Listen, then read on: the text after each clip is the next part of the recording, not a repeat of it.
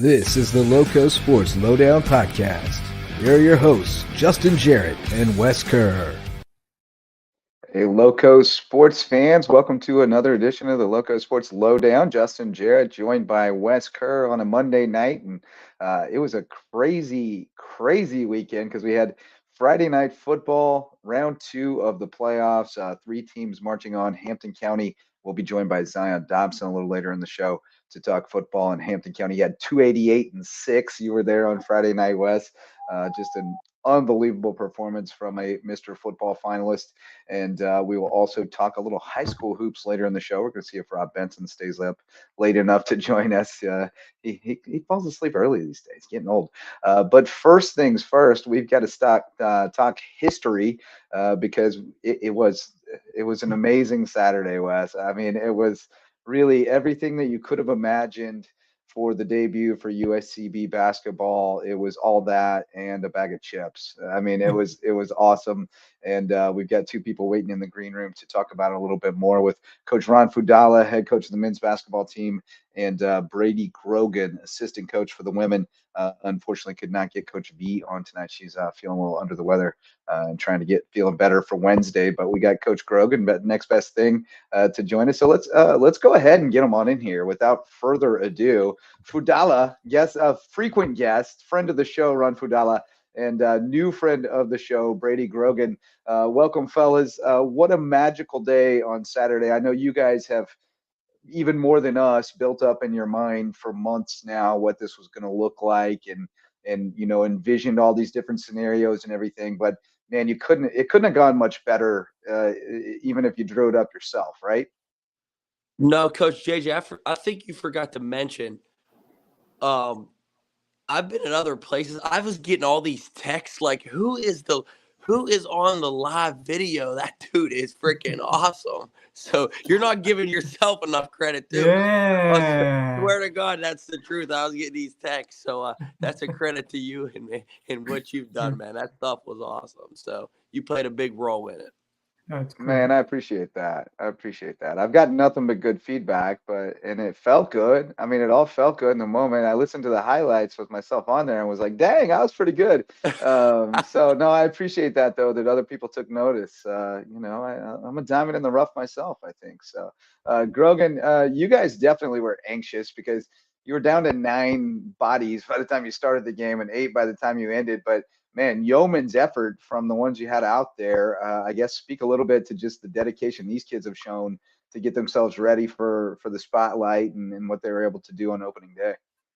Yeah, I mean, we've been joking around in the office and in practice that I've got to change clothes after practice before I even go across the street to Walmart because people will stop and talk to us for 30 minutes, and the girls have been getting the same treatment. So the energy and excitement leading up, it all came into Saturday was incredible. But there's a lot that goes on behind the scenes, and that's really where you earn the wins. And they've been really focused. All the girls have, and it's been I say this lightly, it's been one of my easier preseasons because I don't have to pull any teeth to get people in the gym if they want to get shots up, or there's been no pressure for me to feel like I got to go get more out of them. They're really just going the extra mile on their own. They're getting in the weight room on their own. They're getting shots up on their own. There's a couple players that beat us coaches to the gym every morning, and we get there pretty early. And all of that kind of came to a head on Saturday. And I think that being able to finally see all that hard work pay off on the court, really kind of motivated them. It's like, all right, like we're on the right track. We're doing the right things. Now refocus and get ready for Wednesday and get after it this year. Yeah, it was great to see that work that you put on in the preseason and even before that to, a year out, being a part of this journey and now to see it to fruition for that first game. It had to be an incredible feeling.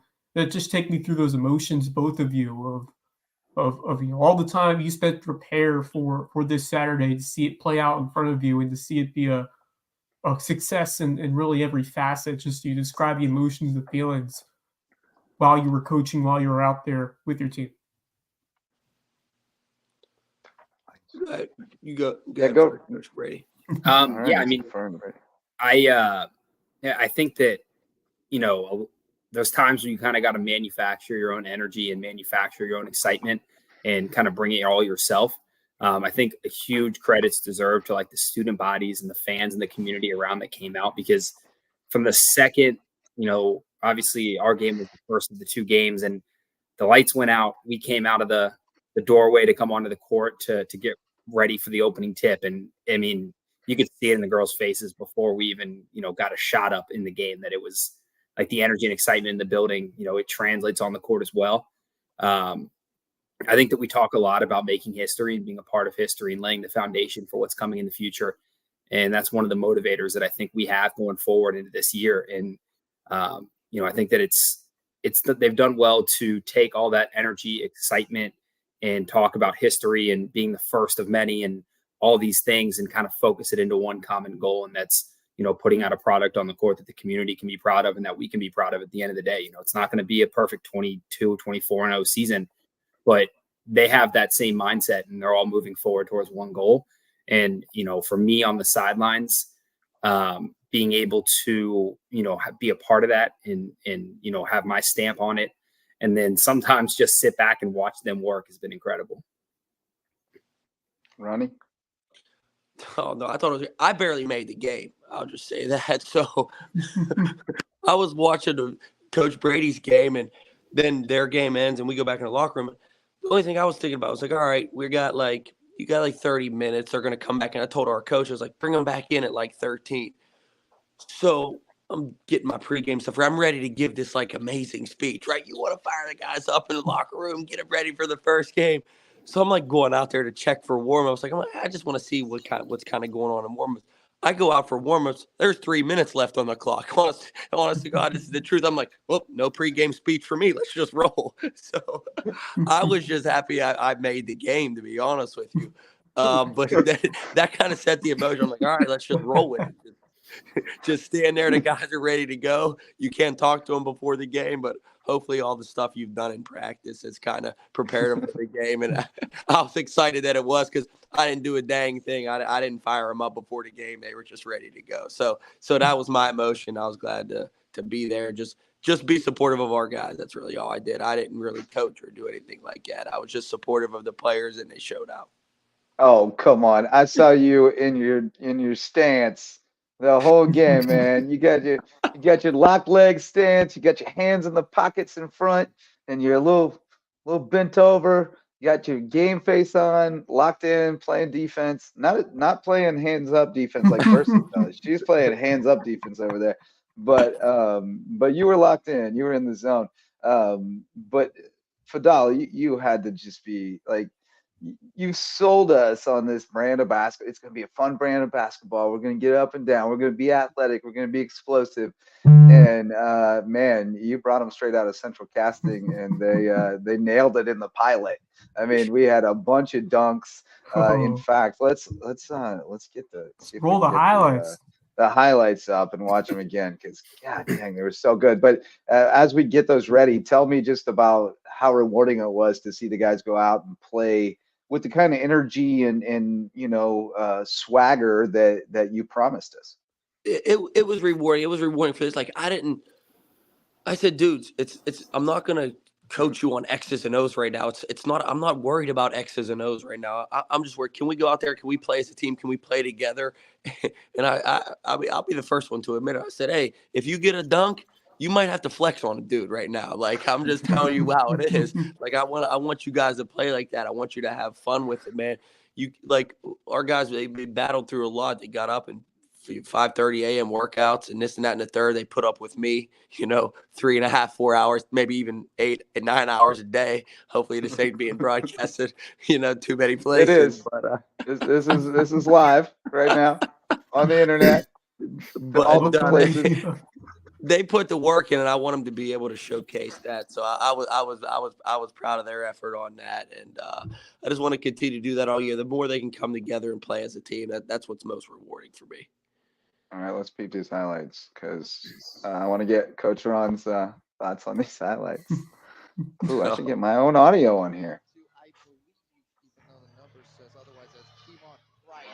Oh, Zach Bowen, man. I didn't even know he made the first shot. Maybe I blacked out during the beginning. Yeah, he did. Yeah. He banged a triple to start it all off. And then here we go. Uh-oh. Uh-oh. Look at those students, man. That wasn't even the good end. Let's go. The other end was the better end with Patterson and then the baseball fools. The baseball fools brought it, didn't they? God. Oh, I'm telling you, Coach JJ couldn't have been better. I've seen it everywhere. Couldn't have been better. There's Patterson. I almost laughed as a coach when they did the row, row, row your boat. The belly slapping was my favorite. I love the belly slapping. Oh, it was the first game. They've got the student section down already. Oh yeah, you can tell they know the assignment. Yeah, you understand. This is a lot different than the film Cheston and I showed before practice today.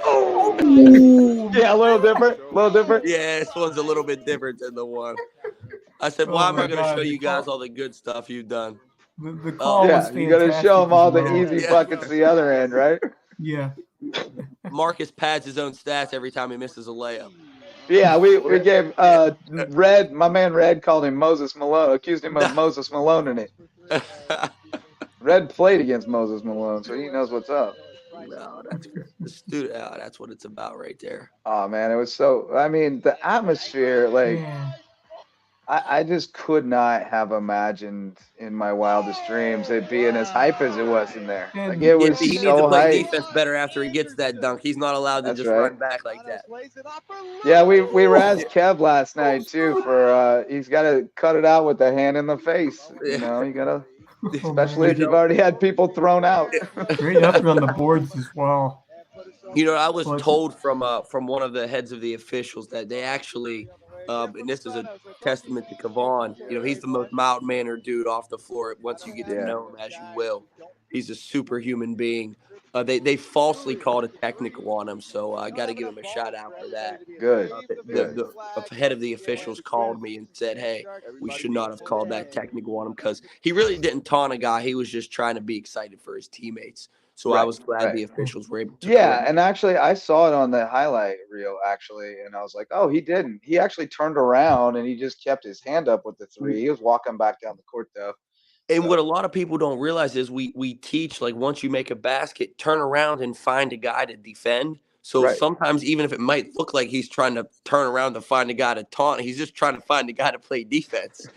So we might get a technical later on in the year because of that. But I got to tell the officials, like, we're just turning around to play defense, we're not trying to taunt. Coach Grogan, let's get you back in here. The energy that your ladies showed on defense and really all sides of the court, very noticeable for me early. And, just to get that big lead in the first few minutes to establish that control and just, to fire up that crowd. That was everything. It got me hyped from the scores table. So, just describe the start and how these girls got right at it from the jump. Yeah, I mean, we talked about in practice coming out hot and doing, what we needed to do early. We wanted to make sure that was a game that we, that we kind of came out hot, got going right away and didn't leave anything to chance. I think that we drew up the first couple plays. Talking as coaches, we're like, all right, like for a couple of weeks now, we've known the first couple of plays.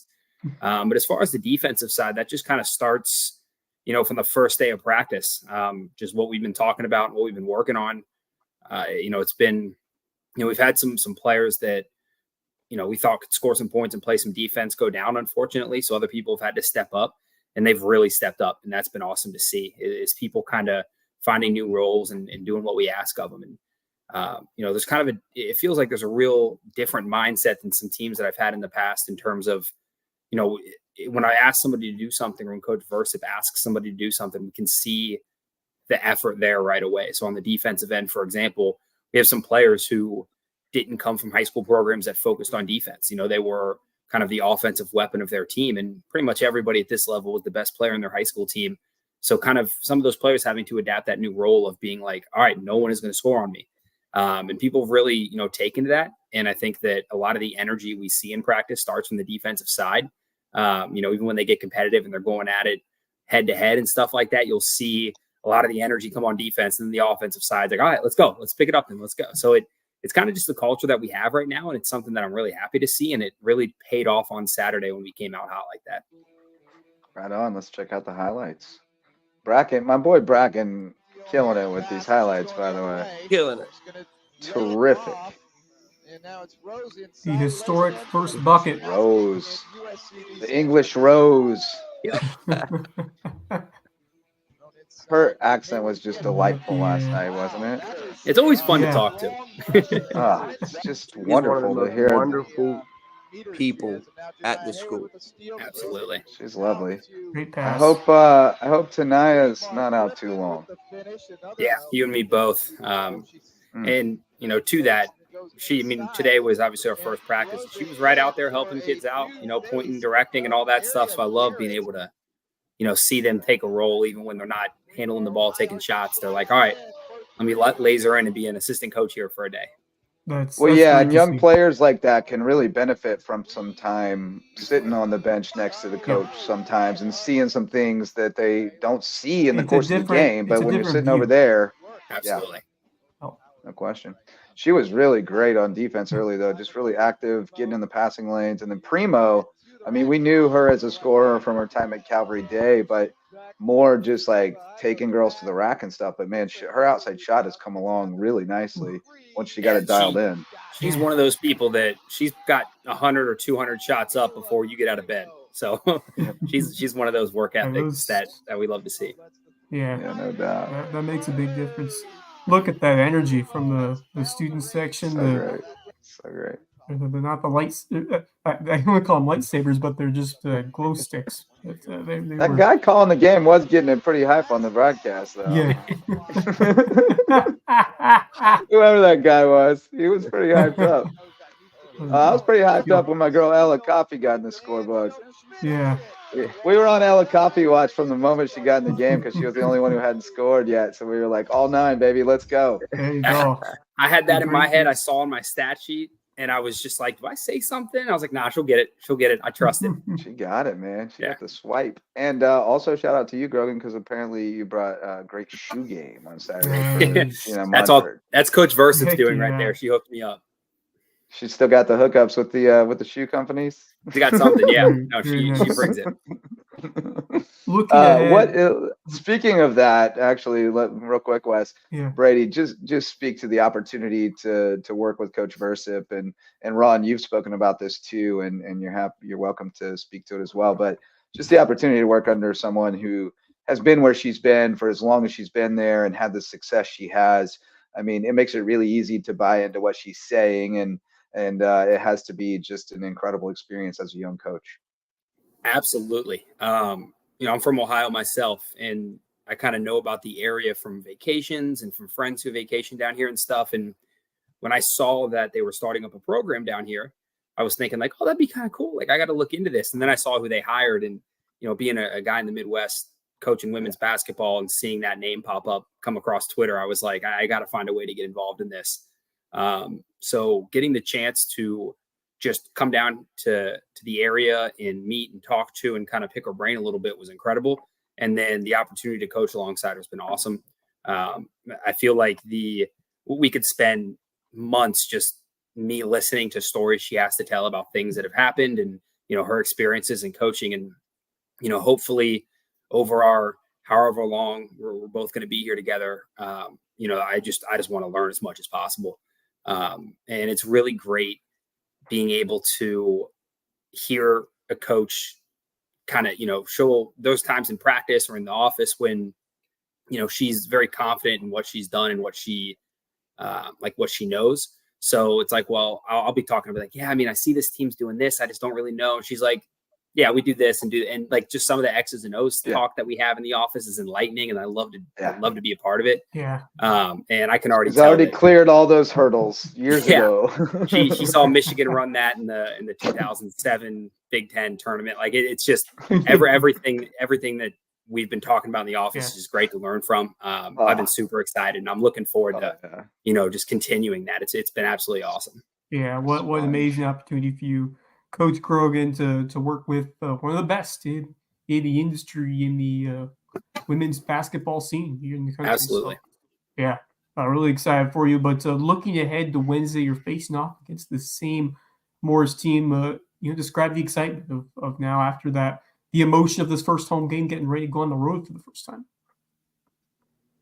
I mean, yeah, for us, there's goods and bad sides to playing a team the second time around. They know you, but you also know them. I'm glad that we got the first one at our place to get that game under our belt. But going on the road's a different animal, and now they know our tendencies. They know what we're going to do. But the same goes the other way. So we've been really kind of shifting that mindset to going on the road where you're not going to have people in the stands going crazy after each bucket and chants and stuff in your favor. It's going to be a hostile environment. That's one of those we were talking about earlier. You got to manufacture your own energy, because the people in that gym are not, cheering for you. And it'll be a good first road test as well. There's anybody who's played a sport knows that going on the road is a lot different than waking up in your own bed, eating breakfast at your breakfast spot, shooting in your own gym. Everything about it's different. So I think that we're really focused on that aspect of it, going on the road, being a road warrior, getting that win away from home. And it's another opportunity for a great experience. I'm super excited to go on the road and see what these girls can do getting off the bus and having to play a game. Heck yeah. Ronnie? No, it's a great challenge. It's what I told our guys today. The challenge is the maturity. The challenge is we got a young team, obviously. So the challenge is how fast can you grow up? That's the big challenge. We don't have time when you have more experienced guys. The maturity's built in, but we don't have the opportunity to have time to grow up. We have to grow up faster than other teams. So the challenge is in the maturity, and I hope and I'm confident our guys can step up to the challenge. Right on. Well, we'll leave a little bit on the table for USCB All Access tomorrow night at Oak Tea Ale House, 6 p.m. if you want to come out and get dinner and hear from Coach Ron and possibly Coach Sharon if she's feeling up to it. Otherwise, Brady, you may have to pinch hit again. Wes will be the host for that one. So that should be a great time out there. And we got plenty more ground to cover, but we got a whole season and hopefully many more seasons beyond that to do it. So appreciate you guys. What a terrific debut. And we look forward to seeing what you do on Wednesday. Thank you very much. Thank you, Coach Thanks, JJ. fellas. Thank you, Coach Wes. Fins up. Fins up, baby. Thank you. All right. Outstanding stuff from Coach Ron and Brady Grogan. It was great it was great to hear you on the call. I have not heard you as a play-by-play guy before. I mean, I know you've done color work, but it's different when you're doing the calls yourself. I had never done a basketball broadcast in my life. I'd listened to a bunch of them, watched a bunch of them, and I broadcast a bunch of them from my couch while I was watching them on mute and stuff like that when I was a kid. But I'd never done a basketball broadcast, and it was weird. Because there was a good visual, I kind of backed off really describing action all the time and just kind of tried to pick my spots and have more conversations with Red because he just has such a cool perspective on the game and added some cool color to it. I'm looking forward to doing it with Rich Vasierko on Saturday. His coaching perspective, I think, is going to add a whole different element to the broadcast than what we get with Red, which is why I wanted to mix it up and have different perspectives in there. I think it just brings a whole different element to the broadcast. So I'm looking forward to it, man. I mean, it was the most fun. Like, it was so cool. And I can't wait for the next one on Saturday against who we got? Voorhees coming in. Yeah, should be good times. Looking forward to it.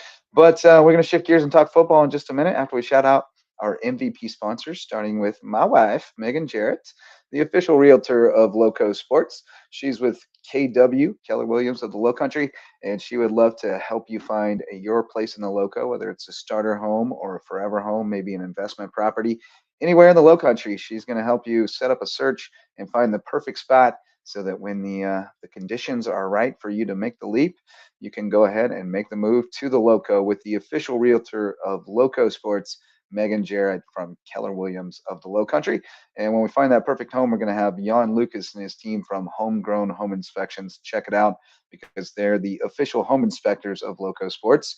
And they are the best in the business when it comes to home inspections in this area, providing just incredible expertise and customer service that go above and beyond, and just going to make sure that you get into the perfect home that and make sure everything is your eyes are open when you go in there. You know what expenses are waiting for you.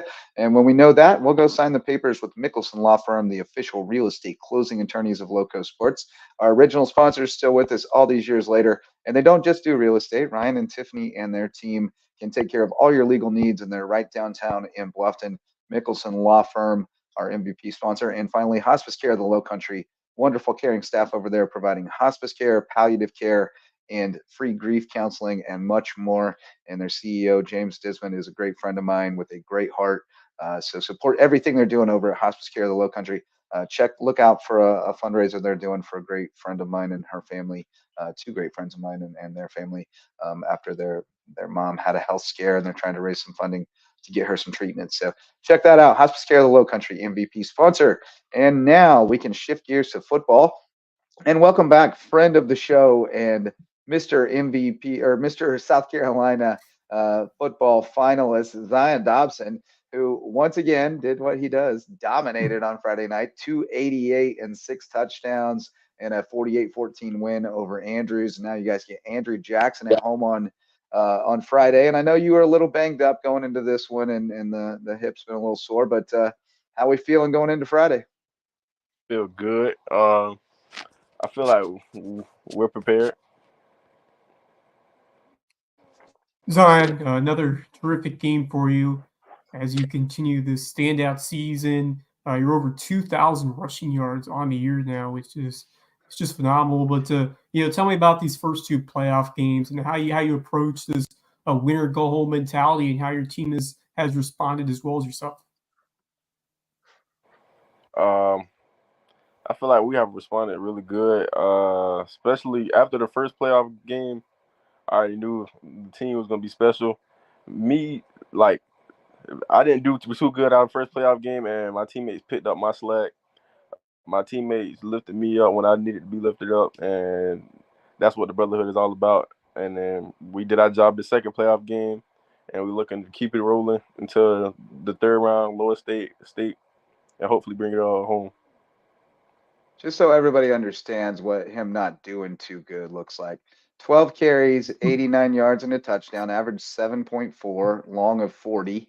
One catch for 36 yards and a touchdown. So, pretty decent outing for most people, but you didn't do too good that game. That was your only game of the season that you didn't get to 100, and that's because coach didn't let you play in the second half. He's trying to keep you fresh for the next one. But if he didn't known you were only 11 away, I bet you would have gotten a couple more carries, to be honest. Yeah, but at this point, it ain't. You got your numbers. At this point, it's about getting 3 more wins, and that's all that matters to you guys at this juncture in the season. So. I've been on you guys since last year. I was talking to coach, and I knew that if things went the way he was planning, it was going to be a really special year in Hampton County. But you guys had to go out and do the work. So talk a little bit about just the team and the brotherhood, as you mentioned, and the buy-in to that concept, and how it appears to get stronger every week. Am I right? Yes, sir.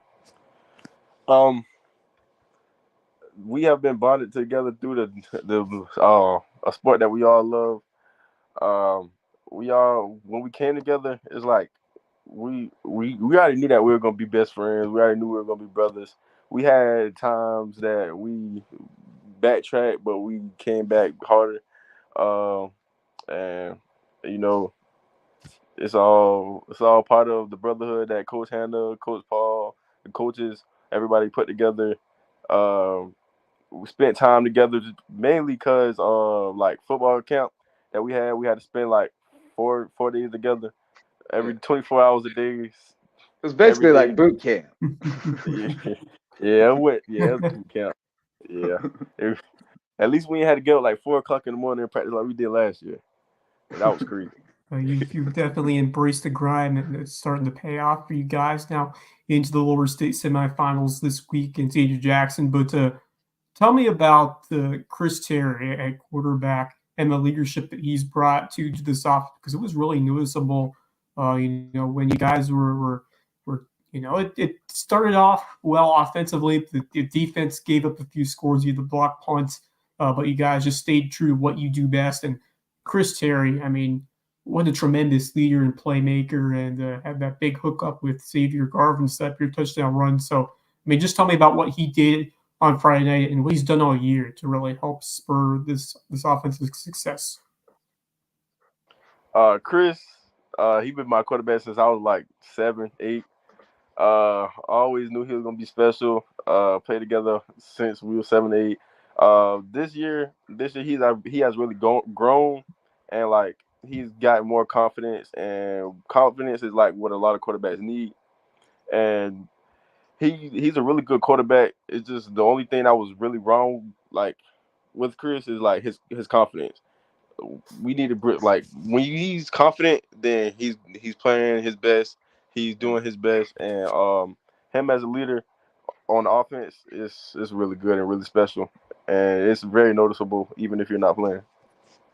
Now that you say that, I wonder if you can pinpoint, like, when did he turn the corner? What was the turning point? Because I would say that I saw him against Hilton Head, and in the first half his confidence was shaky. He looked a little tentative, and you guys had to use Xavier a little bit more that night. And then I didn't see you again till Woodland, but when I saw him against Woodland, there was no shakiness at all. He was completely confident. So, do you know did you see that moment when he turned the corner?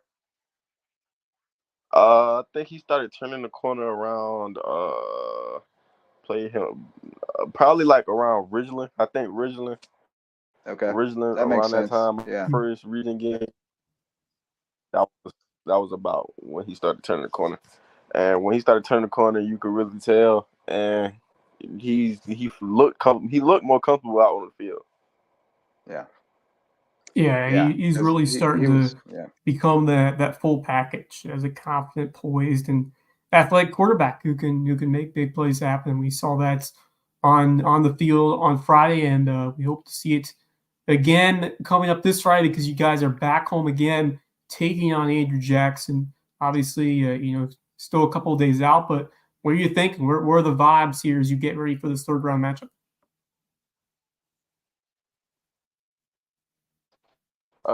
This is the day I've been waiting for a long, long time. Playoffs,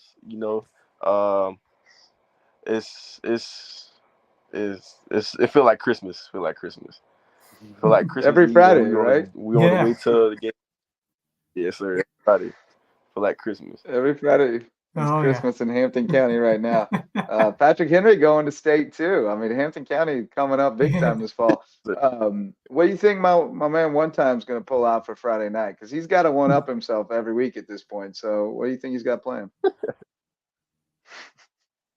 I think this time he probably gonna pull out a real dog. I don't know. He might start walking the real dog. I mean, you got to up the ante each time. So, show up with an actual pit bull at the state championship. Yeah, no, he did. I'm surprised it took as long as it did to upgrade from the hat to the stuffed dog. I thought that we'd get that a week earlier than we did, but I'm glad we got there. I'm looking forward to seeing what he brings to the game on Friday. But I say that to say, like, one of the things I really love about going to cover a game in Hampton County is just the community support, the characters, they will get after y'all if you are not doing the job. They will, like, they are merciless because they love you so much and they care so much about it. And so I just kind of want to get your perspective as a player on playing in front of what I have to think, especially now that you brought the Estill people into it, because, man, they wild out during the game, including one time. But, like, you are playing for what has to be the most passionate, most engaged fan base in the area. And I just want to get your perspective on that. When you're on the good side, it could be the best feeling in the world. But if you're on the bad side, it might make you feel bad yourself. You might think about it while you sleep. It might keep you up at night. But it's truly amazing playing in front of a lot of fans that love you, that care about you. And once you feel good playing in front of people and feel comfortable playing in front of them, then it can make you play better, and it can build your confidence up. Yeah, it's all for the best. They want you to succeed, and sometimes that just helps you turn it up even more. Tough love. And get to that next gear. But what's it feel like to be ringing that bell on a couple times each game? Now gotta it feel good. seems, that's gonna be a fun reward after you find the end zone. You go over, you I ring want the to. bell I over want to the ring it trees. so bad. I'm gonna tell Coach Hannah. I want to ring it so bad. It feels amazing because once, like the first couple of times you do it, you get chills inside of your body. Everybody's cheering. Everybody's congratulating you on whatever you did to ring the bell. And well, now for me, I just start giving it to other people because it's So Share the obviously, wealth. if you get in the end zone, you get to do it. But I heard the bells a couple times after, like when defense made a play too. Oh The yeah, if you defense get a gets turnover, you get to ring it. yeah, Yeah. very nice. yeah, Speaking of, we Yeah. heard a lot of those because we had four forced fumbles. That defense was Yeah. flying. Well, I Talk to me just about I it. just get hyped for Yeah. whoever gets to ring it. It doesn't even Yeah. matter who it is. And we got some footage here of Zion himself ringing it. So satisfying. Oh man. It's just so satisfying. It has to feel so good to be the guy who does it. And so I love that you share the wealth. You know, we're all about sharing the platform here. So I love that you share it. I was so psyched when my guy Jazz got that touchdown pass the other day and got to ring it. I love Jazz. He was like the first kid at Estill who like said hi to me and talked to me on the sidelines. And so I love that kid. I'm happy for his success, and he's doing a good job blocking for you, man. That sniffer back roll, yes, sir. tough kid. He's gonna be a good one. It's gonna be a real good one. He's He only a is. sophomore, right? It's gonna be tough. Yes, sir. I ain't Well, believing you'll be myself. moving on. You'll be moving on after this season. Obviously, you still got work to do, but you'll be moving on, and hopefully, some people are watching who want you to be wearing their uniform next year. But I guess look a little bit to the future and just what you're going to leave behind here at Hampton County, because obviously you don't want this to be a one and done deal, and I think there will be a little step down next year. But what do you think about the future for the Canes? I think the future is very bright for him. Once we leave, it's only the only thing that they gonna be missing is probably an O line. And TJ, he gonna take care of his own line. He gonna find O linemen that's gonna be dogs. He gonna make sure that his O line gonna be full of dogs. And Oh yeah. uh, our team. It's a lot of good, like a lot of athletes that are very young on our team, and Mhm. like next year they should be really good. Just all they need is an O line.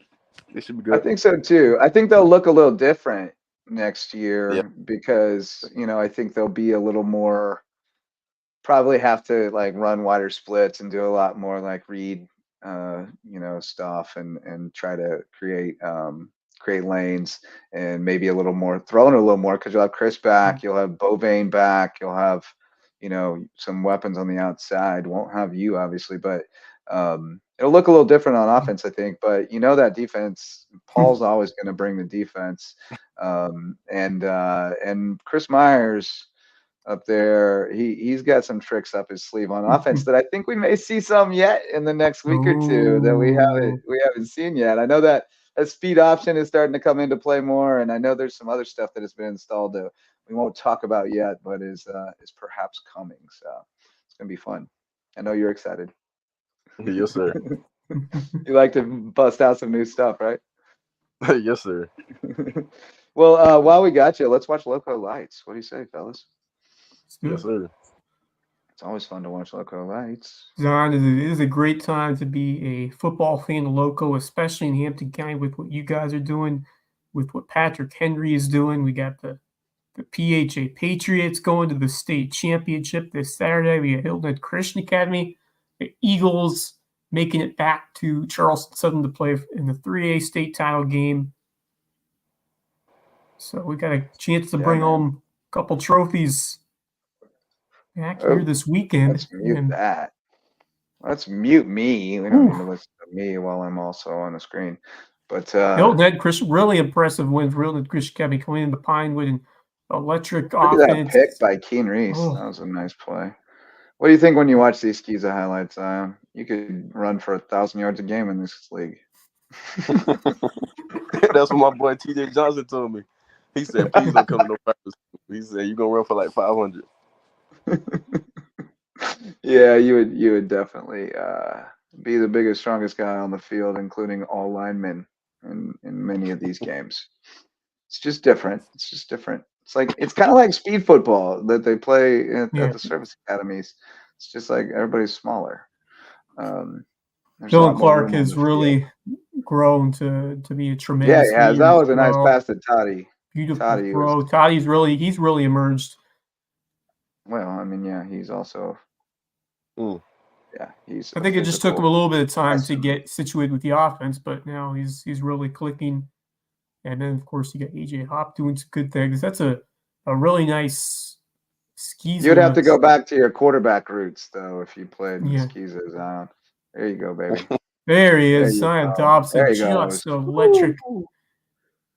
Look at that. That was a great head fake by Terry. And then what a catch by Xavier Garvin.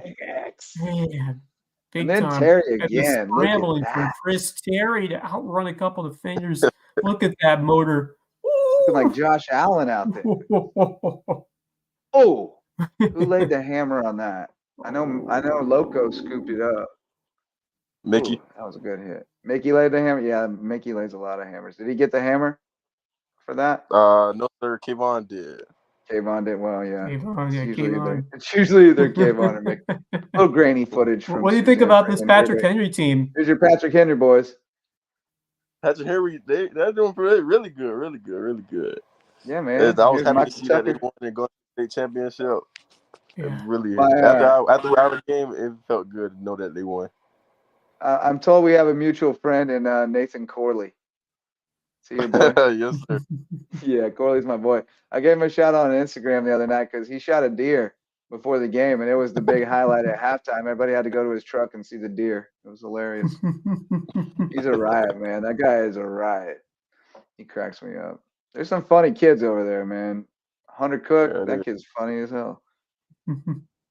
My guy, Big Cat, Spencer Kelleher. Yes, sir. There's some funny kids, funny people out there. I enjoy them. They remind me of the country people back home. There's TJ. TJ. Oh, yeah, I thought that's what that was. Yeah, that's TJ getting hyped. To see the celebration. And then we got Tony O'Banner. See, this is what you're going to see what you would look like in Skeezer with look at this. Look at that. That was just the end of it. It went on for a good minute. Wow. Yeah, it was quite the entrance for the Rebels. Thomas Hayward. It was a hype environment, but Lee kind of took the wind out of their sails. We had a good time at Jay's Barbershop, though. Yeah, that was a lot of fun. They made Tony work for it, man. He got his. He had 243 or something, but man, he had to work for it. He was banged up and gassed at the end. Yeah, a lot of credit to. This is what you look like, Z man. You'd be like, oh, you can't tackle me. Good Lord. Not an option. Good Lord. Yeah, what a season for Tony O'Banner, and he's only a sophomore, Bo. Yeah, he's only a sophomore. Rough night for Buford. Oh my God, dog.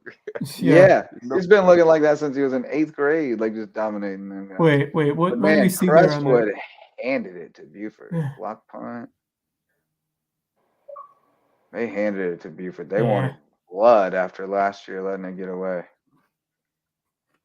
44-0. Oof. Yeah, that was some tough running right there. And then that defense was nasty too. Crestwood, that's a nasty team, man. They got some dudes, and they wanted that one badly after. And they outplayed Buford last year in the second round. They really did. Yep. That was a great catch, by the way. This Javion Martin dude is legit. Oh, look at that, man. Yeah, good stuff. Well, Zion, next we're going to talk hoops, and you good for 5 fouls and a few rebounds this year? I give you 7 steals, 3 fouls, about 2 turnovers, like 6 rebounds. This Hampton's got a nice, a really rebound good it, dish it back out. Just rebound it, dish it back out. Get it to the shit. I'm excited for this Hampton. I'm excited for this Hampton County basketball team. I'm pumped to get in the gym after this football season's over. Yes, sir. It's gonna be amazing. They're gonna be amazing. Yeah, they are gonna be amazing. I agree. Well, hey man, thanks for staying up late with us and hopping on. We appreciate it always, and congratulations again on all the success this season. Not done yet. We'll see you Friday night, Hampton County. Yes, sir. Another Hampton County Friday night, only game in town. Yes, and sir. all the Loco on Friday. So appreciate you, man. Take care. All right, thank you. Zion Dobson, everybody, Mr. Football finalist and great friend of the show now. Yeah. We've had him a number of times. We're going to shift gears to hoops in a moment. We got a friend in the green room past his bedtime. But first, our varsity sponsors, DDS Web Design. If you are online all the time, you know that you don't really go shopping or buy anything without checking it out online first. So if you don't have a website for your business or your website is not getting clicks, you need to call on DDS Web Design to get you up and running with the best search engine optimization tactics so that you can get found online through organic search and do more and think bigger. They love to work with small businesses and nonprofits. So check them out at ddshhi.com and tell them Loco sent you. And then the Parker Law Group, our new friends at the Parker Law Group have been serving folks with their legal needs across Hampton, Colleton, and Jasper counties for years. And we appreciate their support to allow us to continue to expand our coverage in those counties and shine a light on more deserving teams and student athletes like Zion Dobson, who is amazing. Love that dude.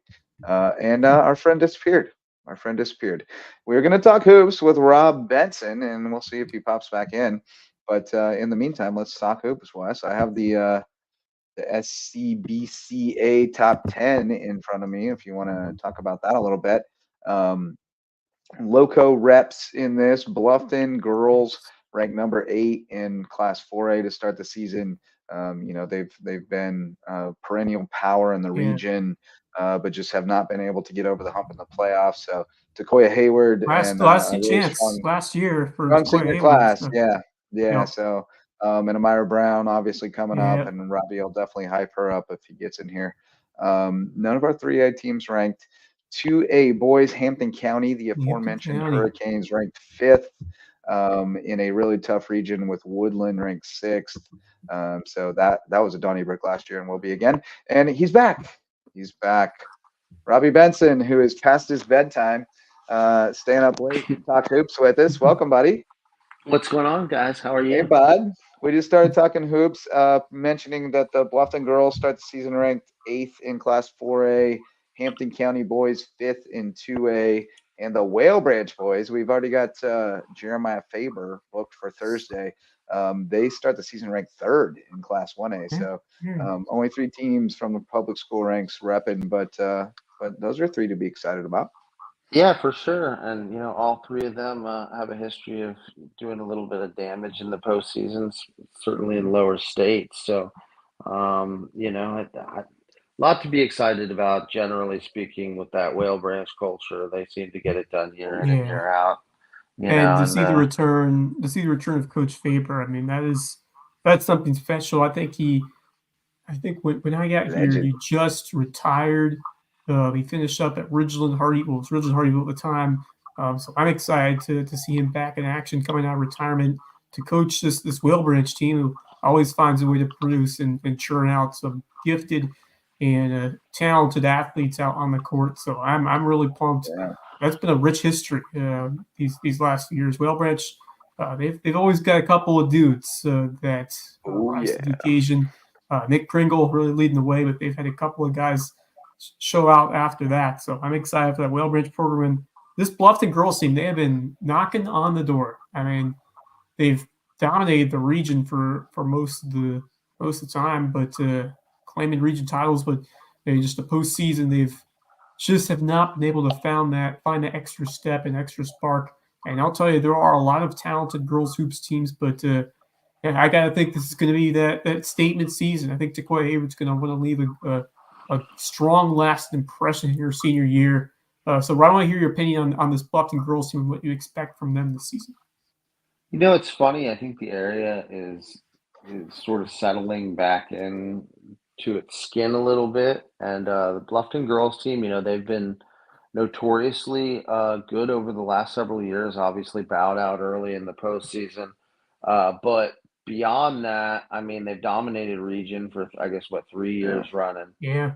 And they've been like the class of the region. Now, I think, and I could be wrong here, obviously, you know, May River is not particularly strong right now and things of that nature. But Hilton Head High School has a kid. I watched them scrimmage the other day versus Prep. And they have a kid back that tore ACL several years ago who we had always known, growing up and training and that sort of stuff, that was sort of a bull in the china shop. And she's really, really going to help them on the low blocks. So she's going to free up Linda quite a bit to play make, and do a lot of the dirty work that they haven't had done in the past. So I think they're going to take a little bit of a step up as well. It could be a really competitive region this year, between Bluffton and Hilton Head. And then, of course, on the private side, Christian's always been the creme de la creme around here, but they've stepped back a little bit. And I watched them scrimmage Bluffton this summer, minus Maddie Washington, pretty much to a draw. So it was, it's one of those things where I think that everyone's sort of kind of come back to the middle a little bit, and it should be very interesting. Who's the girl you were talking about for Hilton Head? Leah Jackson. Okay, yeah. Yeah, right. Yeah, Leah was always really good. Leah actually moved. Good story. She moved from the Midwest several years ago, and was a tomboy, and I believe, from what I understand, she played in the rec baseball league down there, and because she couldn't get in softball, and then she set the league record in home runs. Nice. I love that. Yeah. She was always that. She was always that kid who had that rep. So then when she would come out and she would play, Well, Rachel Uremovich was that before her. Rachel Uremovich played on a Hilton Head Dixie Youth World Series team and then ended up being a college golfer. So, you got that dog in you.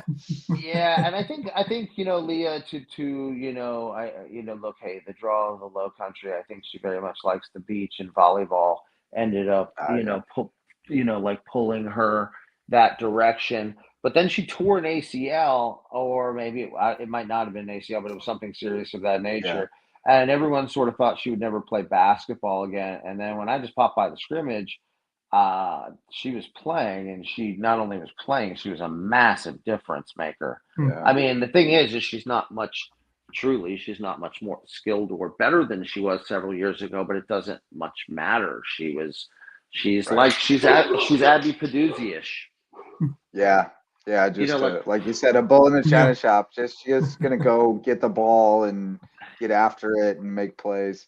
That's all it really takes at times. Emily Pfister is really pesky on defense too, right? Yeah, she is. Right? She's a left-hander. She's super pesky on defense, and I think she takes a lot of times their best assignment. And she's not going to score much for you, but it adds to a starting a very legitimate, at least for this area, starting five. Now that's if you take. Well, you need kids who can be productive without scoring, especially when you have a Linda. For sure, and people. Yeah, and people are going to play end-to-end defensively, and to do things like that. So I think they have a nice starting five. I thought Deja Godson looked a little more confident off the bounce than she had in the last couple of years. She can be really, really good at times when she gets in the flow of it. She can take over at times. So no, I think they're a fun team. I like Coach R. He does a good job. I like that hire when they first got him, and I think he's done a good job with what he's had, and it's been really good. It's awesome to watch Linda, because she's fun. I mean, she is a beast. Especially when it comes to rebounding her own misses. I mean, she will get after it and find a way to rebound those shots and put it back up and score. Just Malone. Yeah, she got a little of that in her. I mean, there's no two ways about it. It's still going to come. I mean, I don't know what Lucy Beckham, if you want to start to look at that sort of stuff. And they've been pretty tough in James Island too. Yeah, James Island. I mean, so they're gonna have some kids, and so certainly it's no runaway for any of these squads, but definitely I think I looked at for Hilton Head to step it up and compete with Bluffton a little more. Bluffton does have Maddie Washington back after a full season. I mean, she only played about half the year last year, so that helps them.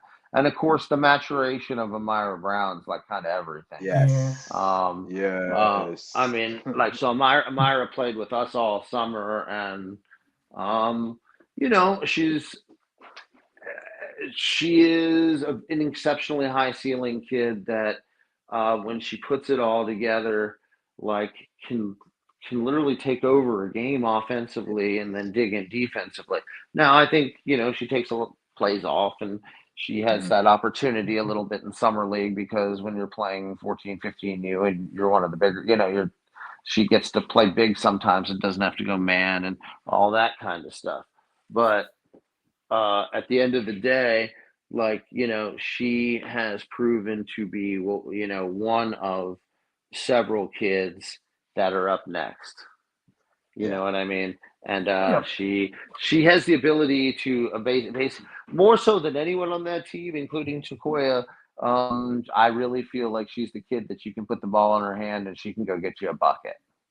Yeah, and that's sort of a really nice place for them to be in with a freshman. So now they do miss Katie Rodney, guys. Katie's gone. Yeah. Yep. That's right. Katie's gone. Katie moved away, so that definitely hurts them.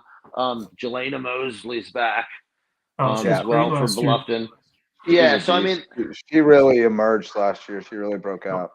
Yeah, so they have some pieces, Jenna Robinson, I know, has been playing in their program for the last several years. We've known her through rec and whatever, and so she'll be capable enough to eat some minutes here and there. So Bluffton looks to kind of like stay on par, stay, and they start off. They have a nice little schedule, I think.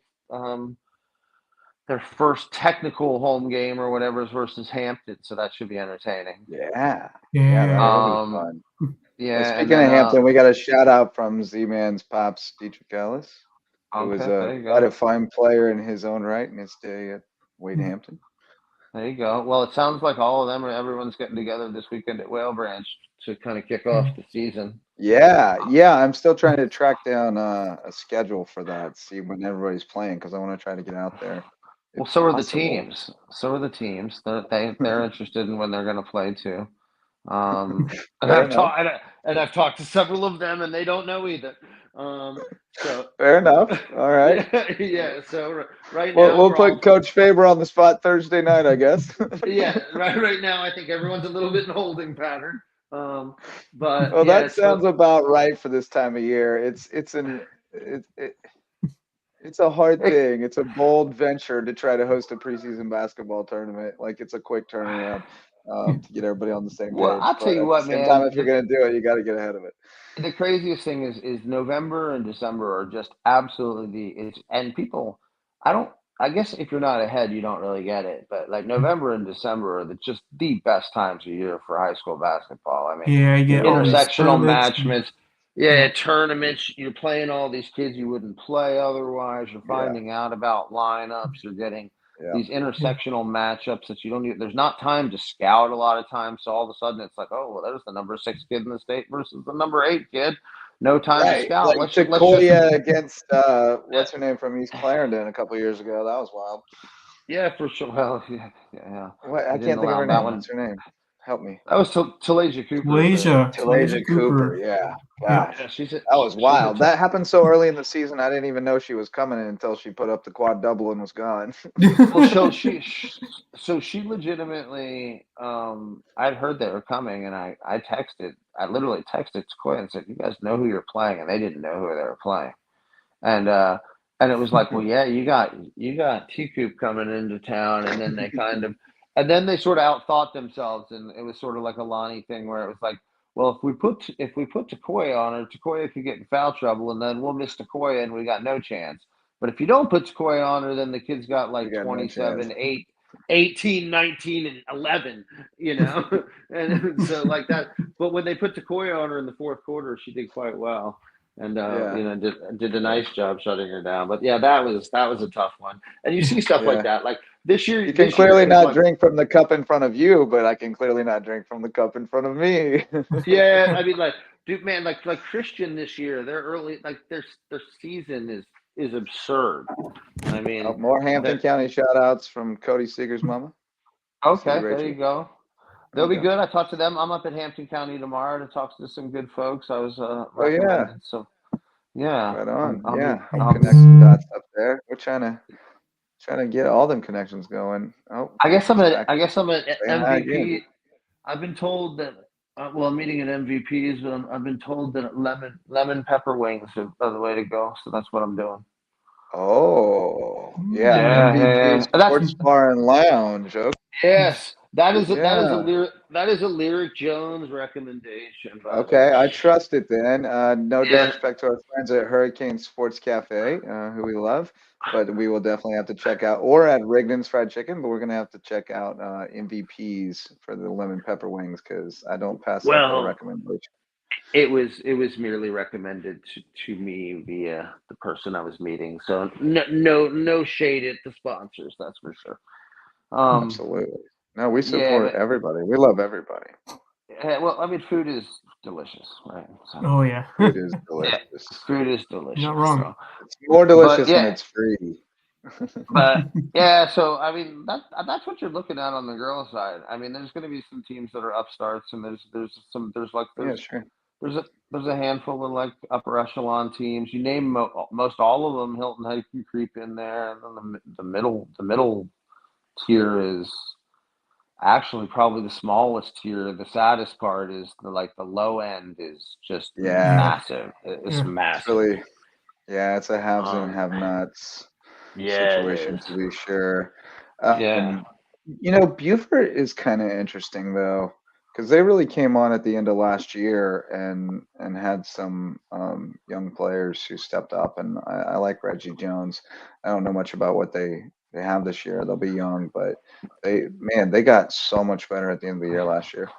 Yeah. So I mean, I think didn't they rely on Quinn a lot too? They did rely on Quinn a good bit. That's true for their scoring in particular. I did see that this summer they did like one of those try scrimmages down at Hilton Head High School, and they did have a nice young guard that I saw. I couldn't put a name to the face currently, but the other side of the broad right now, and I don't think it's just cyclical, right? Like I don't think it's like I don't think it's necessarily indicative of like training or people like it, or this, that, or the other. I believe schools like Bridges, who are currently abysmal at basketball. Boys are going to be pretty solid this year. Yeah, they're girls, very the good. boys will be fun. So the boys will be fun. Fun. Yeah, the boys in the scrimmage this week beat Prep. So they have Tayshawn Hayward now, right? In addition to Amarian Wilson, and they do have Tayshawn Hayward, and then a bunch of other guys. Now in the scrimmage they won, but Frey didn't play, or Fry didn't play, so he's still coming back from injury. So it's it was a pretty closely contested thing. On the other side of it, Prep. Check this out. Prep girls put up 50.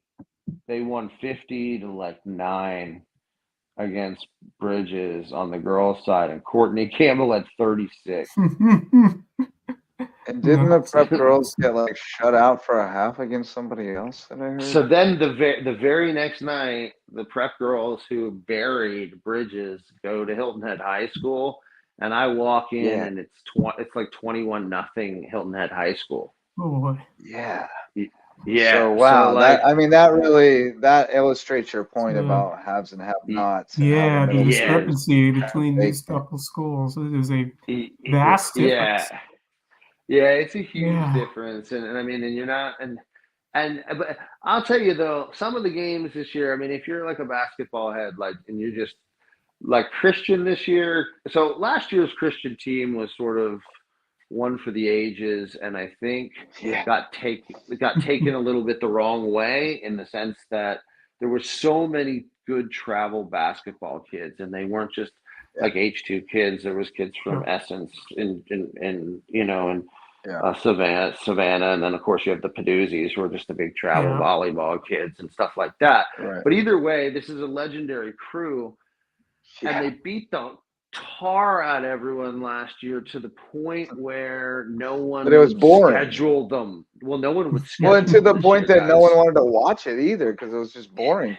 It was but totally now boring. nobody would schedule them, so they had to schedule a Murderer's Row, right? But they're not to handle it this year. Yeah. So this year, Christian could take more losses than they've taken in like the last 4 or 5 years combined, but still be as good a team by the end of the year and still win Still state state champion easily, Yeah. handily. Yeah.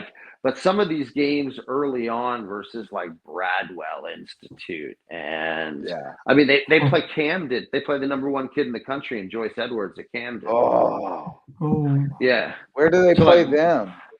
that's In in the the tournament? MLK. That's in the MLK tournament. I mean, that's. I mean, they're going to get Where's that run, at? and they know. Where's that at? That's I don't even know. It's probably all those That are would be close to fun to Columbia watch. somewhere. Generally, That would be fun it to would watch. It's be. on January 13th, by the way. Well, I mean, Yeah, so so they, like Camden. Camden yeah, also has like has like Braylon Mungo, who's a 2027, is like top 10 in the country, and Camden's so crazy good. who Camden. who is? Camden's crazy. Oh, Camden's crazy good. Yeah. Yeah, Camden's crazy good, and you know Joyce is she's coming out with her her college choice in the next week or two, and actually Right. a lot of us think it's coming down to there is some rumor in the state that she might choose Clemson over South Carolina as the number 1 player in America, and that would be some sort of That would be changing seismic. huge. That'd be seismic huge, in the huge. state of South Carolina. Yeah. So I don't know if that comes to National. fruition. Well, Clemson did sign the number 4 kid nationally. So there's something happening at Clemson right now too. Yeah, but Well, anyway, they must be selling people on beating Carolina, like taking the state over, Like, I mean, that's the pitch I would be making. Let's go to crew together to go take the state. It's definitely something that has picked up some steam, and they've done a nice job with it in terms of like really, even if they don't get Joyce Edwards, the fact that they're going this deep and it's pretty serious. Well, and it's also great for the state, right? Like, I mean, yeah, you wouldn't have that rivalry. Rivalry and like getting people, butting some heads. You could get them both in the top 10, get them both in a Final Four. Like, that would be huge for women's basketball. Camden scored 2,198 points last year and allowed 1,133. They outscored their opponents by over 1,000 points. Wow. Yeah. My daughter goes to a lot of these showcases, and she's a little bit friendly with Braylon Mungo, who plays on their team, and she's like she's like Joyce Edwards of the 2027 class. She's like a top. She's a 2027, but she's a top 10 in the country, and I just she averaged 9.7 last year. That's it. She averaged 9.7, but here's a story. We're at this camp, and they sit in these lines, like you go 3-man weave to warm up, and they all stand in the lines, and they just talk about their offers amongst each other. And Braylon had like 30 P5 offers already. And she was in 7th or 8th grade at the time. It was like crazy. Wow. So yeah, that's no easy. That's Edwards no easy is crazy. for him. 28.5 points, 13.6 rebounds, 3.5 steals, 2.6 blocks, and 2.9 assists a game for Edwards last year. And she was by far the best player on Team USA under 18 this past year at the World Championships.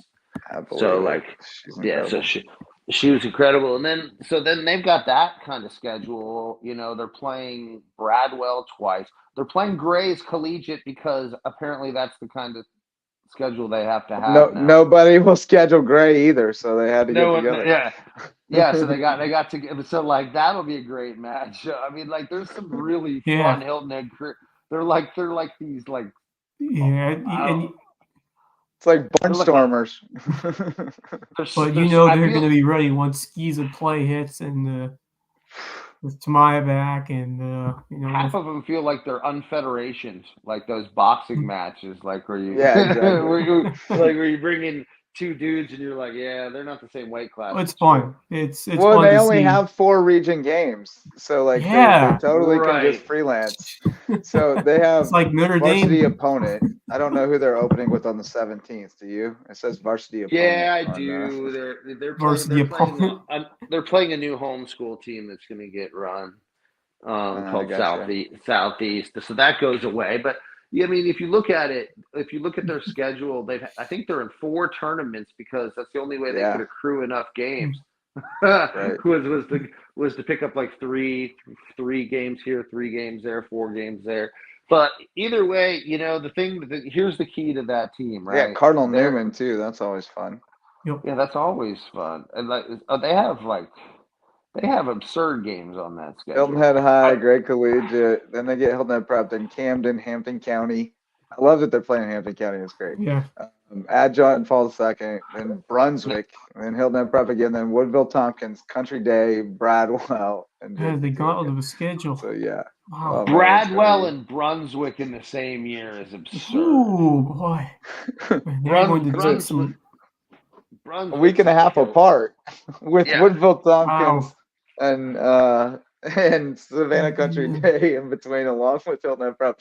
They got Woodville Tompkins and Savannah Country Day on back-to-back days. Yeah, and you got and obviously Country Day is their old coach, right, Kenny? Right. So yeah. So that brings that element of fun to the table. But they have this schedule that is it's one for the ages that has to be watched locally. Dude. Forget the losses. It's crazy out there, and so when people say you're not ducking smoke or you're looking for the smoke, this is what they mean. They just said screw it. Want that smoke? They said in a 10-day span, they're at JP2, home against Brunswick, home against Hilton Head Prep, home against Woodville Tompkins, home against Savannah Country Day, and at Bradwell. Man. Yeah, it's an NBA schedule. Yeah. Yeah, I mean they're literally getting after it, and I mean it's not even, and they're on the road a lot too. They're the Camden thing's on the road. They play Grays on the road. They're living out of hotels and suitcases. Well, they're also up at the Charleston tournament. There'll be 3 days there. They'll be in the top bracket there, so they're gonna run into the Kentucky teams again. Yeah. Yeah, they're gonna run into serious tournament. Yeah, I mean last year. Yeah, so I mean they did what they were supposed to do by a bunch of kids who are really good seniors who needed to go out and play the best possible competition. I think it's a little bit too bad that the team was so good last year that they couldn't have a slightly more regular schedule this year. But I also think that it's not exactly scaring kids like Hutchinson and Scott. But you know what? Scott aren't scared. No, but you know what? The funny thing is, the key to the season by far, without question, is Devin Yard. Yeah. Because this year they don't have any given year. Last year you had Jada or PJ or kids like that who could come in and punch 6, 8, 10 points, and now they literally need 20 from all 3 of those kids every night. That's right. You know what I mean? There's no facilitating Devin. There's got to be Devin burying people. Devin. Yeah, Devin's got to. Well, she gets to go now. She gets to just. Yeah, and that's exciting. Be the mamba. Be the mamba. Well, that's right, man. It's super exciting because we were talking about it. Last year there was a point in time where Maya averaged at one point in the season, maybe 7 or 8 games, in 23 shots a game. That is chucking, man. That is chucking. So then when you added in, Morgan, who shoots and shoots a lot off of her own misses, right? Gets her own rebound. Right. So now you're talking about a kid who's easily shooting 14 to 17. Yeah. Right. Not a lot more to go around. Yeah. Now you got Peduzzi and Jada and PJ snuck in 2 a game maybe. And but for the most part, Devin would get 5 to 7 shots a game. And that for a kid who's that elitely talented, she should be more like 17 shots a game. Right. Especially with the way she shoots. So she's going to get that opportunity this year, and that should be exciting to watch. Because she's certainly skilled like that. So all right, well, let's save some for tomorrow night, guys. Let's do a hoops report tomorrow night and get us really rolling for real. Get some good guests on and set the stage for this week. Yeah, I mean, I think we start up lots of games start Thursday. All right. Well, let's get So- our ducks in a row and get on here tomorrow night and launch the Loco Hoops report for this season. Make it a Tuesday night thing until it becomes a Tuesday and Friday night thing. Once football season is put to bed, and we'll go all in, baby. Sound good? Tomorrow night scrimmage, under the radar, you have Coach Doc and the Fighting Stingrays All right. heading all the way over to take on CJ and Battery Creek. Oh yeah, conquer it all. Like Coach what? Doc Like versus what? conquer it all. Yeah, that That's is like fun. legitimately. That's pretty fun. Yeah, It's pretty fun. it's kind of. I like it. I mean, like where are these scrimmages coming from? I'm for it. Let's do it. There's some intrigue there. I mean, yeah. There's I some mean, intrigue there. one's like never played a varsity game, and the other's like really, doing their best to win varsity They games. played a Schizo 1A varsity schedule last year. It was not particularly pretty. They were not a varsity team, but they did play a varsity schedule. See, I think that also gets to be one of those like So one of these things I find so incredibly funny about these schedules. If you go on Max Preps right now, if you look at when the publics are allowed to play, right? Yeah. They're not allowed to play till slightly later, but the privates could start playing like last weekend, right? So yeah. or something of that nature. So what you see all it's over the Wild schedule, West. It's the Wild West. So you have all these games where it's like a private playing a public that the public doesn't say exists on their schedule. Right. So yeah. one calls it a scrimmage and the other calls it a game. I've never seen anything like it in my life. I assure you the same thing occurs when NAIA teams play NCAA Division II teams frequently. Because when we were NAIA at USCB, a lot of our teams would play preseason exhibitions against NCAA teams, and the NCAA team had to refer to it as an exhibition. But we could, if we wanted to, call it a countable contest. So theoretically, you could decide, well, if we win, we'll count it, and if we lose, we don't. And it was just crazy to me. And it's the same thing between the high school league and SCISA. You could just we won't count this. It's totally wild. So there was one of those schools that my kid's affiliated with currently had a schedule that was like, I can't even tell you how many games there were, and I was like starting to worry. Like, I believe you told me. Yeah, I'm like, I think there's too many here. And then I actually talked to Kenny over at Country Day. He's like, Rob, I think they're going to make you guys cancel your season.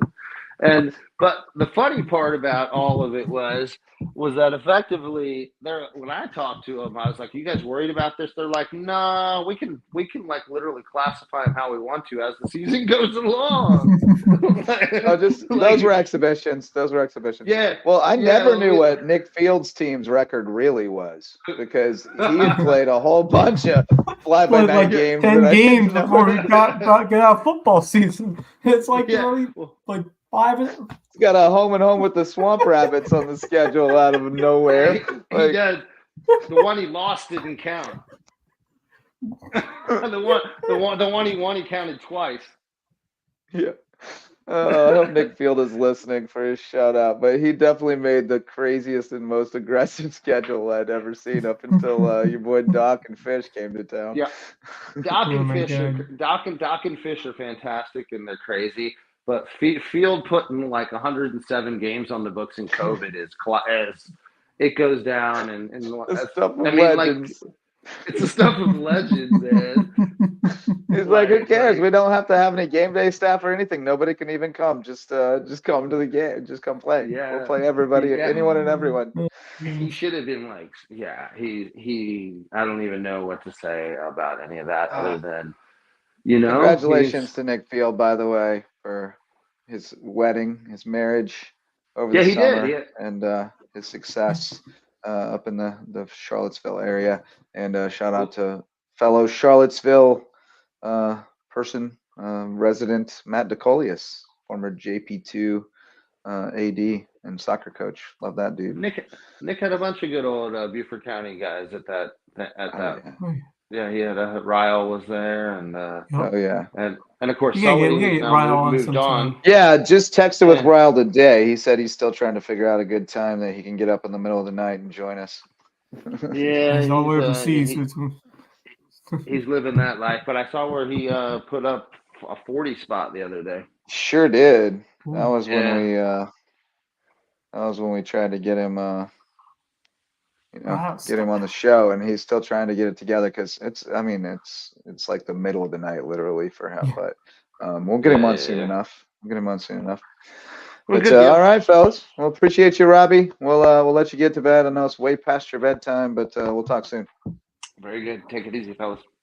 All right, Rob Benson, everybody. H2 basketball. Joining us to talk hoops will be on the Lowco Hoops Report Tuesday and Friday, and I'm sure Rob will be a frequent guest when he's able to stay up past his bedtime, hyped up from being in the gym. Help us get a rundown on what all happened out there. Still working on exactly what time we'll do that on Tuesdays and Fridays. I'm kind of playing with 9:30 as a start time, but we can go to 10 if we need to, if we find that's too early. Yeah. But we'll play it by ear the first couple games, see how it goes, and as long as somebody's here to get the ship out of the harbor, we'll just take people on as we come across them. But let's shout out our Lowco Booster Club real quick. We're way past an hour, closing in on 90. Lowco Booster Club, Prime IV Hydration and Wellness, now open in Belfair Town Village. You can go get your IV drip, chock full of all your vitamins and minerals that you need to get you feeling right, and you get to sit. If you're a MVP member, your first visit, you get to sit in the massage chairs. Then you got to be an MVP member or whatever it is to get the massage chairs. Otherwise, you just get the recliner, which is still nice, but the massage chair probably worth the upgrade. So check out the memberships if you dig the first one and see if that's for you, because you can get your drips built in, however many per month, as well as discounts on add-ons. So check that out at Prime IV Hydration and Wellness. And you got Rooted Living Wellness. My guy, Dr. Ambrose Cole, is the man for me, but they got a bunch of doctors over there who do a lot of different things and have different specialties. So go into Rooted Living Wellness, check them out. They got a massage therapist as well. Cool little health cooperative over in Sheridan Park. So go check them out and say hi to Dr. Ambrose, get cracked up. And then Barefoot Floor Care of the Lowcountry, Lowco, whatever. I'm sure he'd be down with it. If you got those sticky, nasty floors, call on Chris Odom and he will get them so clean your feet will thank you. Eagle Creations, one of the best kept secrets if you need emergency items like promotional items for your business, apparel, if you need a brand refresh or a logo, they can do some custom graphic design for you, as well as their proudly Southern custom gift baskets that make great holiday gifts or appreciate you gifts for people who you need to say that to. We don't say it enough, that's for sure. And Lowcountry natives, Daniel and Debbie Court from the Court Lifestyle Pros, natives of the area selling the Lowco lifestyle on Hilton Head Island. Those are our Lowco Booster Club sponsors, and also joining the club soon is rejoining the club is going to be Jay's Barbershop, which was so great to host us on Friday night. That was a good time over there. Looking forward to doing that again. And we might have to get out to Hurricanes or maybe MVPs. We might have to mix it up with MVPs on Friday night before the big game out in Hampton County. I know that whatever we do, Jarrett and company are fixing to round up some of the Patrick Henry boys for us and get them on the show with us. So looking forward to that. But one thing left to do, Wes, name the teams of the week. And we've hit on so many different categories. We talked about basketball, USCB, a couple of big football playoff matchups upcoming, talking hoop scene, but we forgot to talk about cross country because that season ended up this past week. And how about those Bluffton boys taking second place in 4A? Erlon Baker leading the way, second individually with a 16:07, tremendous time. Cooper Anderson right behind him. Boyd Collins, Aiden Bryant, Quillian Filoxini, all tremendous performances to lead the Bobcats, who came up just short of a state championship. So I think we said earlier how pumped we were about Bluffton's chances, and they came up very, very close, finishing with 125 points coming up just 12 points shy of the state champion Catawba Ridge. So what an excellent effort there from the Bluffton Bobcats, taking second overall, and Erlon Baker will be back next year. So a lot to like about this Bobcats squad moving forward. I think all those 5 will be coming back, 4 juniors and a sophomore. So they'll be running back next year, it looks like. And then Noah Wasserman finishing up his career with a 5th place individual finish, 16:36. So just wanted to shout him as well. But Bluffton boys getting it done. Bluffton girls also finishing 6th overall. Emily Hunt, 7th grader, leading the way, 21:02. But then how about the Hampton County girls with the top 10 finish, 6th place. Taryn Hanna, notable name, familiar last name. Indeed. Leading the way. Randy Vaughn, 8th grader. Kaylee Lepisto, a 7th grader. Hannah with a nice 21:46, and then Vaughn Lepisto also with some solid finishes behind her. And then Bridges Prep. The Bridges Prep girls showed out with 3 8th graders leading the way. Elise Thompson, Joy Mulligan, and Eva Mancini all finishing the top 25. So good things going over there at Bridges Prep. So I named a couple, but all certainly deserving. We saw some terrific performances out this weekend on the cross country trails. Yeah, no doubt. You made it easier for me because you just got to all the ones that did great. But yeah, that Bluffton team, that Bluffton boys team is really exciting. And if I'm not mistaken, AC Flora got them last week, right? That was the one that we were like, they were right on AC Flora. I thought Bluffton was holding a little bit back though, because especially based on Erlon's time, he had been like flirting with 15s all season, and then last week he was like at the qualifier he was like 16:30s, and so I thought he was kind of holding back for this week. And Wasserman got him last week, and they had been right. He had been ahead of him for most of the season. So I thought Bluffton had a little more in the tank, and it was good to see him pull it out. And I think you mentioned it, and I might have spaced out, but I think like all these guys are back for Bluffton, right? Yeah, they're Like all of them. the top 5, 4 juniors and a sophomore, so they'll all be back for next season. That's phenomenal. Yeah. That's really strong. So definitely looking forward to that. Well, I guess I've got to go with these USCB basketball teams for my teams of the week. I mean, we heard from the coaches earlier, and Brady Grogan particularly spoke about how much the women's team has embraced the gravity of the situation, the moment that they have an opportunity here. Whatever happens, but you're painting a new tapestry, and you get to be a part of that.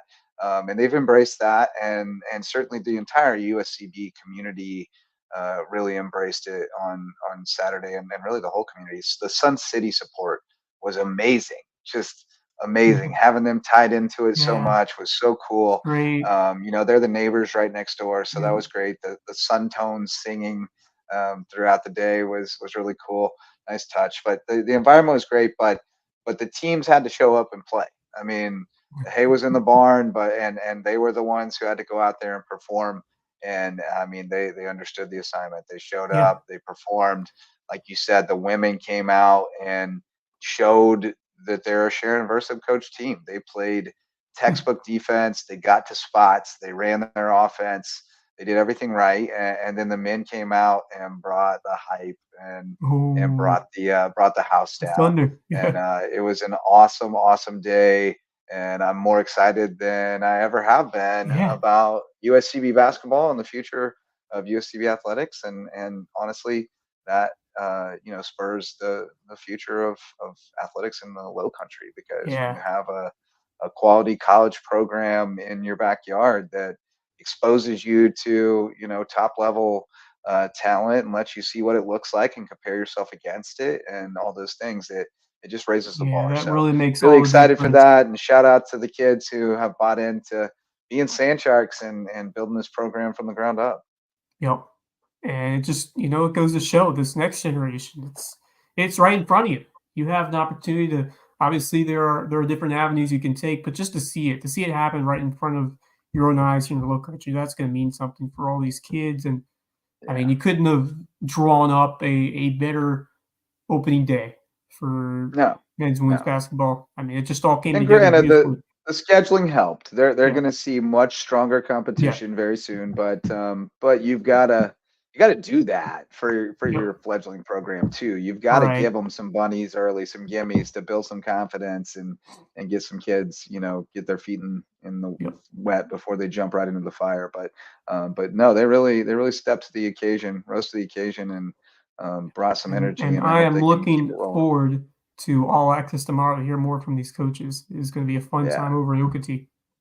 Yeah, hopefully Coach V is feeling better, and her voice was shot today. She said she's been running hard trying to get to opening day, and then you kind of have to power through and then collapse on the other side of it. But hopefully she's feeling better tomorrow, and we can get her on USCB All Access out at Okatee Ale House. Wes will be the host with Ron Fudala and Sharon Versup scheduled to appear in person, 6 o'clock. Come on out, get some great dinner at Okatee Ale House, and see the show live, meet and greet the coaches, and some other USCB folks that are hanging around. I'm going to try to be there if at all possible, and then we will be back on here tomorrow night later on. I'm thinking 9 o'clock for this one, but then once we get into the games, we'll do it a little later, unless you need it to go later tomorrow, Wes. But we'll get it figured out and we'll get it posted. We'll have a Loco Hoops report tonight, get some guests scheduled, or tomorrow night, get them scheduled, and then we'll be back on Thursday night for the Lowdown. Friday's football day, and we'll just keep doing it. We're rolling, baby.